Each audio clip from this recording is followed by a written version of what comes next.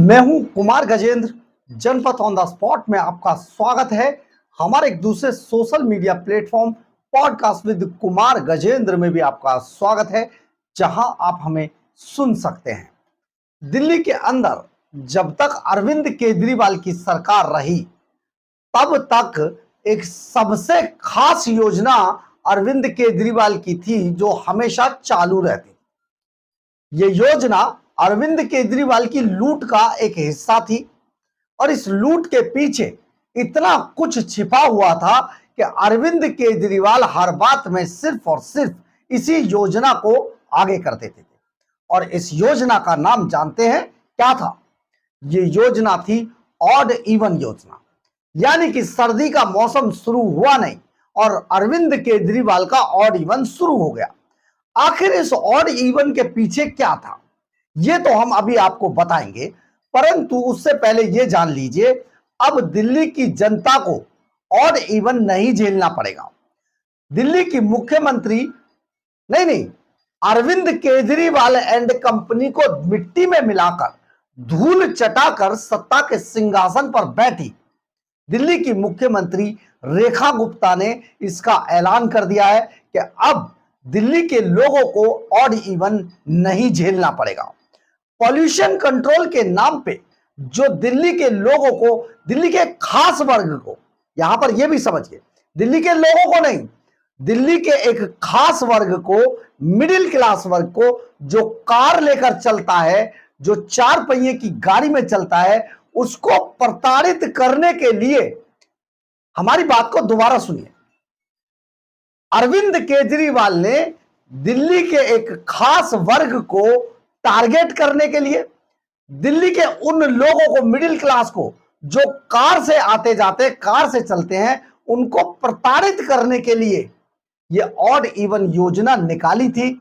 और दिल्ली के वो सभी जो मिडिल क्लास लोग हैं, जो टैक्स पेयर हैं और जो कार से चलते हैं, अपनी 4 पहिए की गाड़ी से चलते हैं, उनको प्रताड़ना का शिकार होना पड़ता था अरविंद केजरीवाल के हाथों।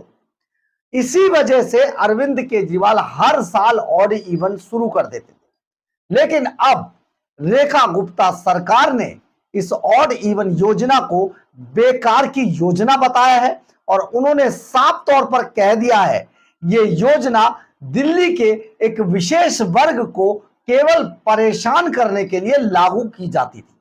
अरविंद केजरीवाल ने ऑड इवन की आड़ में करोड़ों रुपया लूटा दिल्ली के खजाने से। अपने जो वॉलंटियर्स थे सिविल डिफेंस के, या फिर बस मार्शल, या फिर दूसरे जो जिंदाबाद मुर्दाबाद करने वाले अरविंद केजरीवाल के जो वॉलंटियर्स थे, उन सबको सड़क चौराहों पर खड़ा करके उनको 20-20, 25-25 हजार रुपए देकर बस डिस्प्ले कार्ड उनके हाथ में थमाकर या फिर गुलाब बंटवाकर ये योजना को सफल बताया जाता था।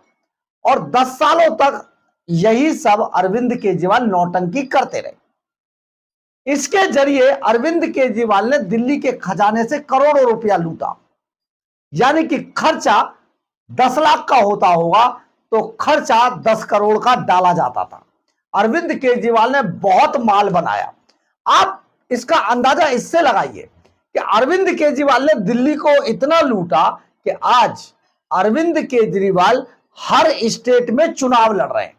मैं उनको चैलेंज करना चाहता हूं, जब वो अपनी पार्टी के फंड का हिसाब किताब ऑनलाइन दिया करते थे या देने की बात करते थे, आज अरविंद केजरीवाल अपने पार्टी फंड को डिस्प्ले क्यों नहीं करते हैं?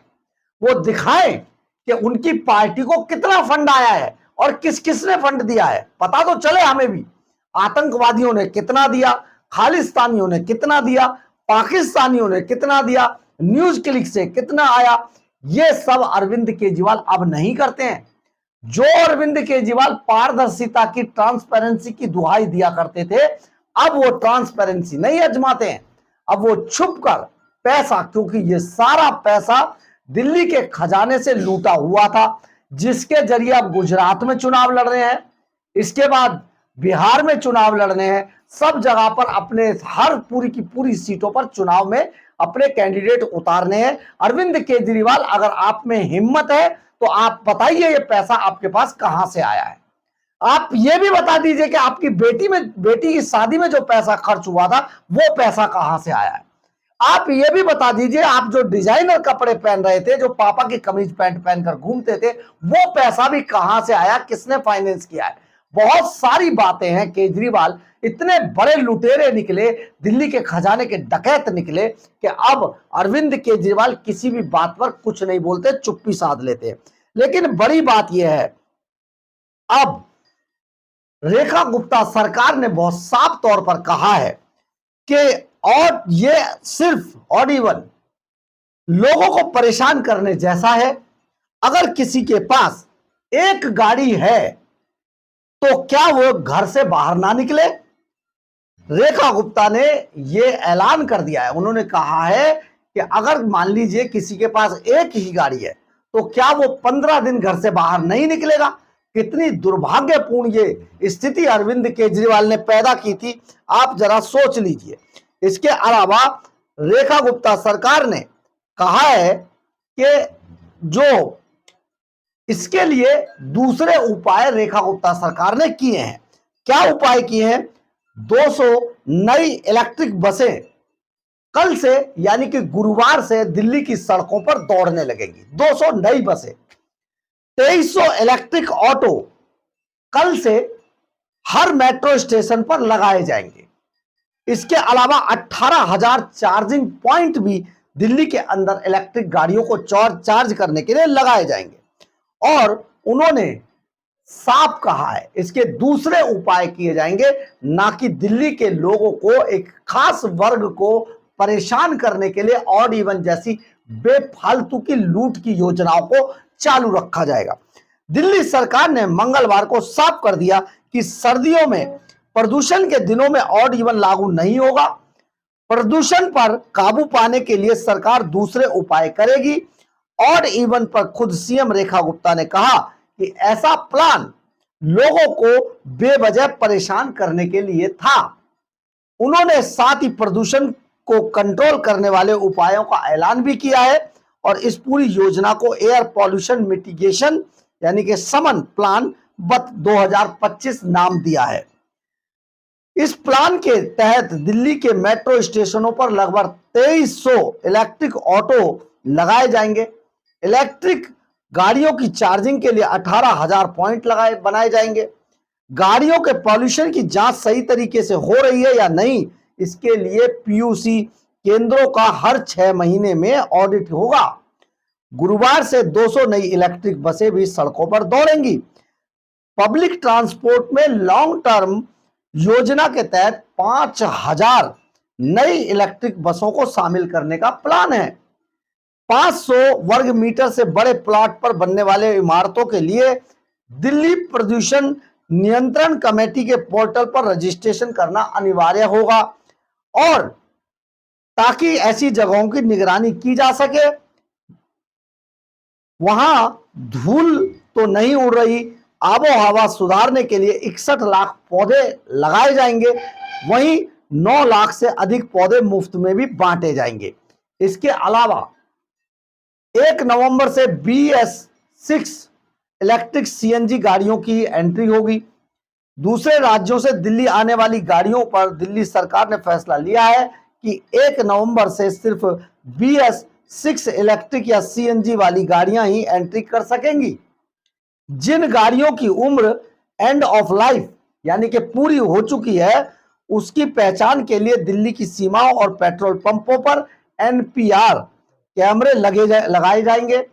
प्रदूषण के 13 हॉट स्पॉट पर मिस्ट स्प्रे यानी कि जो खंभों पर लगाने वाला स्प्रे के यंत्र हैं उनको लगाया जाएगा। मिस्ट स्प्रे जो हर सेकंड में 1 सेकंड के बाद पानी का छिड़काव करते हैं। हमने आपको इस पे एक खबर भी बना के बताई थी जब ये योजना पनप रही थी दिल्ली के अंदर।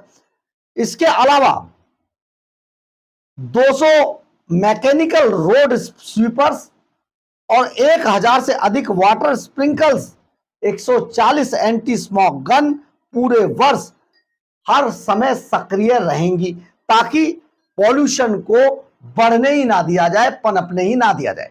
अरविंद केजरीवाल एंड कंपनी पूरे 10 साल तक दिल्ली के अंदर गाल बजाती रही और दिल्ली के खजाने को तरह तरह से योजनाएं लाकर सिर्फ लूटती रही थी। परंतु दिल्ली का दम फूल रखा था। दिल्ली के अंदर पॉल्यूशन बहुत ज्यादा बढ़ गया था, रहना मुहाल हो गया था, पानी था नहीं, जो सीवर नाले नालियां सब जाम पड़े थे, सफाई नहीं हुई थी, सड़कों का बुरा हाल था, सब खुदी पड़ी थी जिन पर सिर्फ टेपियां लगाई गई थी, सड़कें नहीं बनी थी, लाइटों का हाल बुरा था, पूरी दिल्ली डार्क स्पॉट बन गई थी।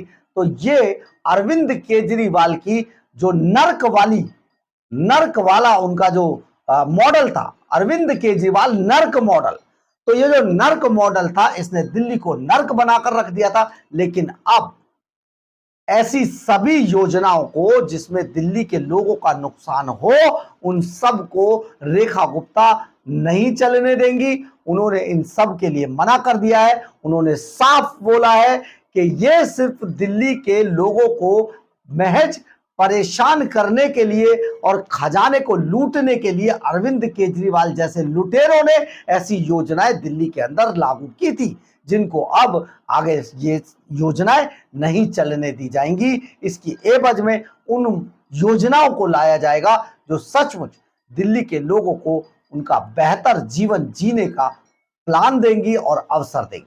बहरहाल, अगर आपको हमारी ये खबर अच्छी लगे तो आप इसे लाइक, सब्सक्राइब और शेयर जरूर करें।